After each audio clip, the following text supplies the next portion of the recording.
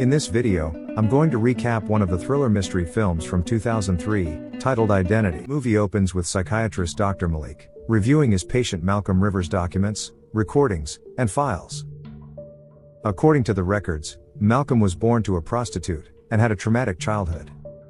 His mother abandoned him at a local motel when he was 9 years old, and he grew up in an orphanage.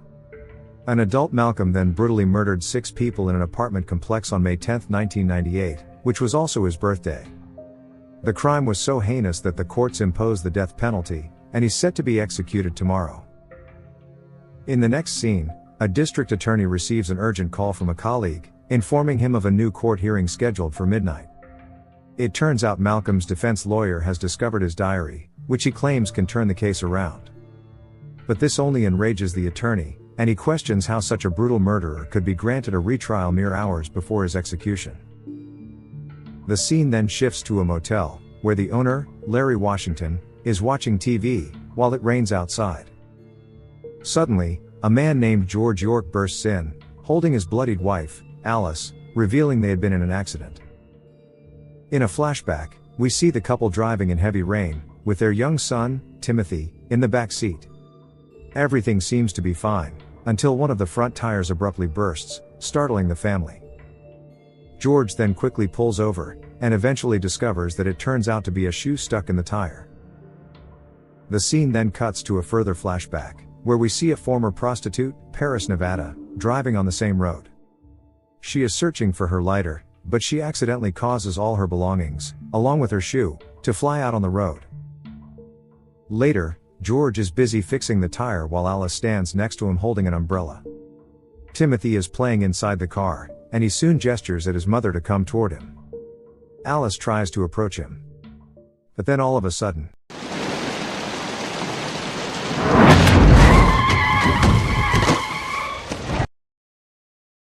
in a subsequent flashback, we see a man named Edward Dakota, driving the actress Caroline Susan, in the limousine. Caroline's phone battery suddenly dies, so she asks Ed to look for a charger in the suitcase lying next to him. But he soon gets distracted from the road and ends up hitting Alice. A horrified Ed wants to help the poor woman, but Caroline insists they should drive away instead. Ed ignores her and gets out of the car anyway to check on Alice. Not far away, Paris is driving along the same road but discovers that it has been washed away. She tries to turn back, but ends up crashing into a lamppost instead. Meanwhile, Ed gathers everyone in his limousine, and takes them to the nearby motel. The owner Larry tries to call an emergency service, but learns that there's no signal due to the rain, so he reveals that there is a hospital 30 miles from the motel. Despite the bad weather, Ed immediately volunteers to drive, as he feels responsible for the woman's condition. Caroline is against the idea and refuses to get out of the vehicle, but Ed throws her out and drives away. After a few kilometers, Ed comes across Paris, whose car has broken down. She asks for a ride, and he agrees without hesitation. Paris then warns Ed that they can't go any further because the road is flooded, but he ignores her and continues driving. But soon, he realizes she was correct when his car ends up sinking into the flood. Just then, another car arrives from the opposite direction, driven by a couple named Lou and Ginny Eziana. Ed asks for their help in heading to the hospital, but the couple reveals that the road in the opposite direction is washed out even more. With no other option, they all decide to return to the motel and stay there tonight. Before leaving, Ed takes a revolver from the glove compartment of his limo. Upon returning to the motel, he informs George that they are stuck here for now, and cannot get out tonight. Meanwhile, Larry checks in all the guests, and then directs them to their respective rooms. A little later, a cop named Rhodes arrives at the motel with a prisoner in his car.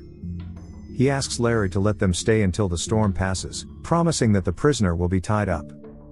Ed then explains about the woman in critical condition, and requests that an ambulance be dispatched. Rhodes tries to call for help using the police radio, but his efforts are unsuccessful. With no other option, Ed decides to handle the situation himself, and uses a needle and thread to stitch up Alice's wounds. This finally stops the bleeding, and her condition begins to improve. Meanwhile, Ed notices that the little boy, Timothy, appears strange, and hasn't said a word since the accident. He asks George if the kid is okay, to which the latter says yes. George reveals that Timothy's real father, who had serious temper issues, left 2 years ago, and the boy has not spoken much since then. On the other hand, Larry takes Rhodes and his prisoner, Robert Maine, to their assigned room. Rhodes then chains the criminal to the toilet to ensure he cannot escape. Sometime later, Caroline is seen practicing her speech, unaware of a mysterious shadowy figure lurking behind her. The hotel phone suddenly beeps, indicating that it has received a signal. Overjoyed, she rushes outside into the pouring rain and uses the shower curtain to shield herself. She begins wandering around, trying to find a stronger signal on her phone. But then all of a sudden,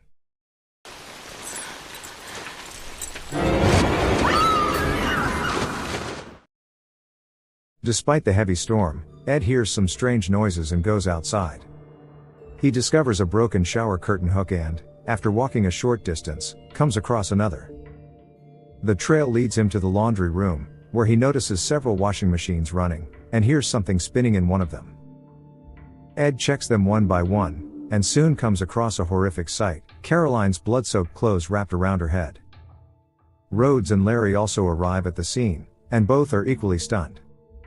The trio examines the washing machine, and discovers the key to room 10, which is Rhodes' room. Without wasting any time, they all head towards there and are shocked to discover that Robert has escaped. Ed then gathers everyone in the main hall, and tries to delicately explain what has happened. However, Larry ruins everything by blurting out that Caroline is dead, and the murderer has escaped. This causes panic to ensue, but Ed calms everyone down and reveals that he is a former cop. He then pulls out his gun, and decides to team up with Rhodes to track down the killer.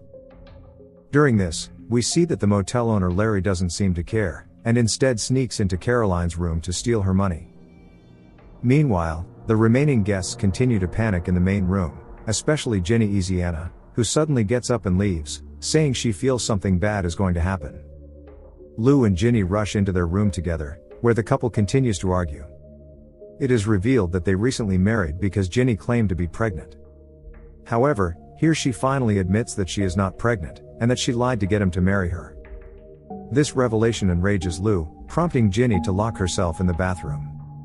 Lou starts banging on the bathroom door, but Ginny tells him to leave her alone. But moments later, the banging finally stops, and everything falls eerily silent.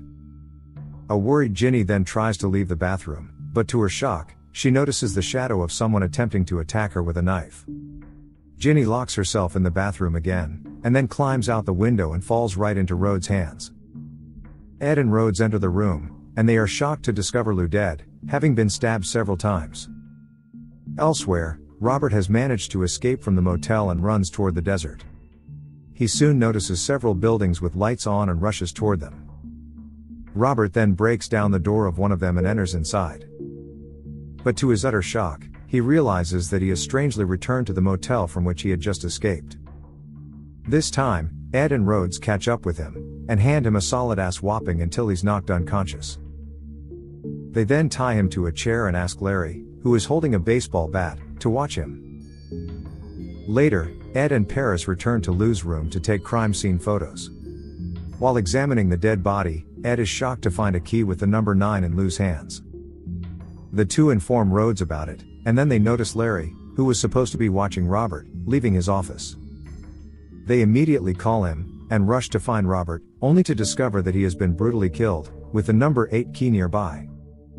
His throat is impaled with the baseball bat, leading them to suspect Larry as the murderer. The motel owner denies killing anyone, but things only get worse when they discover Caroline's wallet on him. Realizing he cannot convince them, Larry holds Paris hostage. But then,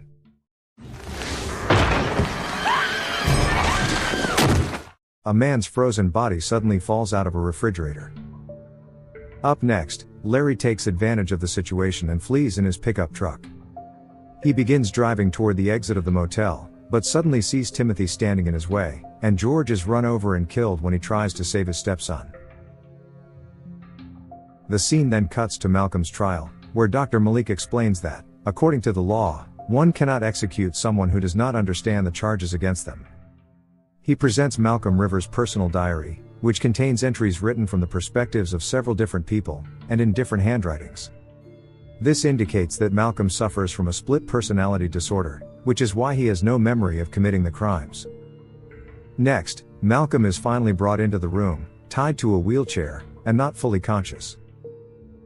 Back in the motel, the group ties Larry to a chair, convinced that he's the killer.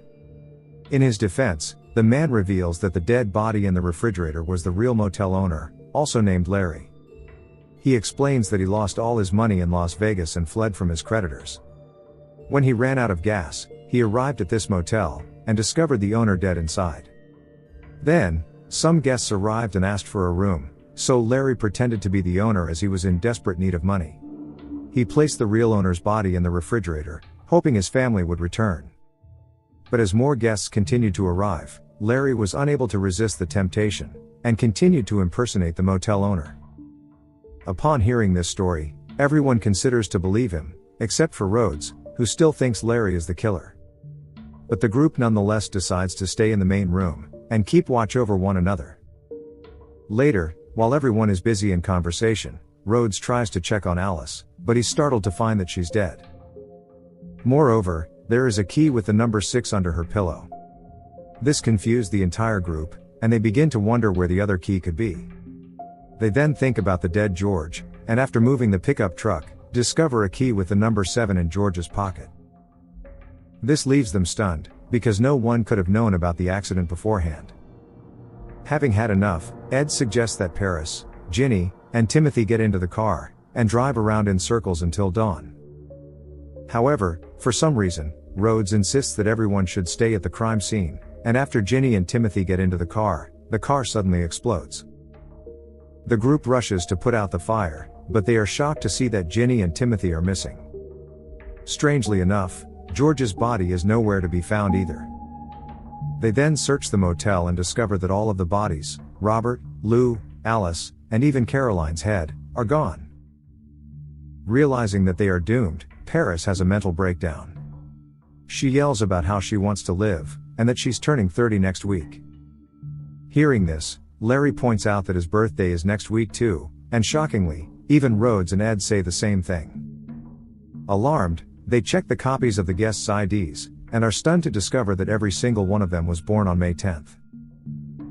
At this moment, a lightning bolt suddenly strikes the roof of the motel, and the power goes out. Ed continues looking at the IDs, and notices that they are all named after states: Dakota, Rhode Island, Nevada, Washington, Carolina, Virginia, and Louisiana, New York, and Maine. Ed then enters a trance-like state, and begins hearing a voice speaking to him. Seconds later, he suddenly wakes up in a hearing room, where Dr. Malik and the others are sitting. The doctor then tells Ed that he missed his appointment, and asks where he was. In response, he recounts everything that happened at the motel. Upon hearing the story, Dr. Malik pulls out a picture of Malcolm and asks if he recognizes him, but Ed denies it. Another man then shows him photos of Malcolm's murders, but Ed is perplexed and has no idea what is going on. Dr. Malik reveals that Malcolm had a very difficult childhood, which led him to develop several split personalities. He then gives Ed a mirror, and we shockingly find out that he is none other than Malcolm. The doctor explains that Ed is just one of Malcolm's personalities, and not a real person. But despite having a completely different face, Ed refuses to believe in the theory. He begins recounting his life as Ed, talking about his home, family, and his job as a cop. However, Dr. Malik calmly explains that it's all a fantasy. In reality, all of the people at the motel are simply personalities created by Malcolm. It turns out that one of these personalities is particularly evil, and is responsible for the murders. The massacre at the motel is actually the evil personality trying to suppress the 9 others to gain complete control of the mind. Dr. Malik then assigns Ed a mission to find and kill this murderous personality. By doing so, Malcolm would regain his sanity in real life, and thus avoid the death penalty. Seconds later, Ed wakes up a short distance away from the motel. Meanwhile, Rhodes finds the switchboard, but there is nothing there. Paris, on the other hand, is searching for a flashlight in the police car, but she's shocked to find documents detailing the transportation of 2 prisoners, Robert, and the damn Rhodes. A brief flashback then shows the same police car driving down the highway, carrying Robert and Rhodes dressed as prisoners. Rhodes takes out a small knife from his socks, and kills the officer from behind the seat, before taking his clothes. In the present, Paris opens the car's trunk and eventually discovers the real cop's body. Terrified, she runs back into the motel, calling for Ed and Larry. But she's soon confronted by Rhodes, who realizes that his cover is blown. Just then, Larry shows up and hits Rhodes with a fire extinguisher. Unfortunately, the criminal quickly recovers and shoots Larry in the chest, while Paris runs away from the scene. Later, while hiding, Paris finds Ed and explains everything to him. He calmly tells her to stay put, and assures her that everything will be fine. Ed then heads off to confront Rhodes, and when the two find each other, they engage in an intense gunfight. Rhodes shoots Ed several times, but soon runs out of bullets. Taking advantage of this, a wounded Ed shoots the criminal multiple times, until he eventually dies. In the aftermath, Paris rushes to Ed and assures him that she will get help. But it's already too late, and he soon passes away, leaving her devastated. As the storm finally subsides, Paris takes the pickup truck, and drives away from the motel. The scene then cuts to real life, where Dr. Malik claims that the evil within Malcolm has been destroyed. This means that he's no longer a threat to society, and now only needs proper treatment. The judge is also convinced, and orders Malcolm to be committed to a mental institution under Dr. Malik's supervision. As Malcolm is driven to the institution with Dr. Malik, we get a glimpse into his mind, where Paris has returned to her hometown, and established an orange grove. One day, while she is working on her yard, she is shocked to discover the key to room number 1 buried underground. Just then, a figure armed with a crowbar emerges behind her, and it turns out to be little Timothy, who is still alive, and is the real killer personality. We then see a series of flashbacks that reveal how Timothy orchestrated all of the deaths at the motel, including faking his death. In the final scene, Malcolm does his best to suppress the boy's personality, but the boy kills Paris and takes over completely. When Dr. Malik opens the hatch to speak with Malcolm, he quickly strangles the doctor. And this is where the movie ends.